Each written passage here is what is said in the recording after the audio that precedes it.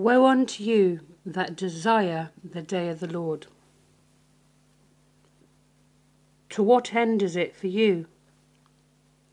The day of the Lord is darkness and not light.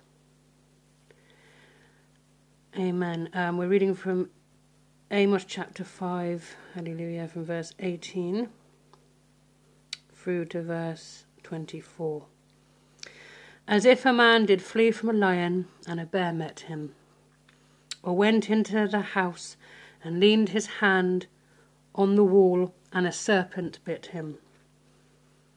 Amen. Shall not the day of the Lord be darkness and not light, even very dark and no brightness in it? Amen. That's right, people. That's right, people.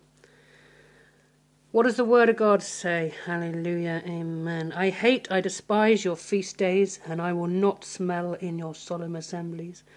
Though you offer me burnt offerings and your meat offerings, I will not accept them, neither will I regard the peace offerings of your fat beasts.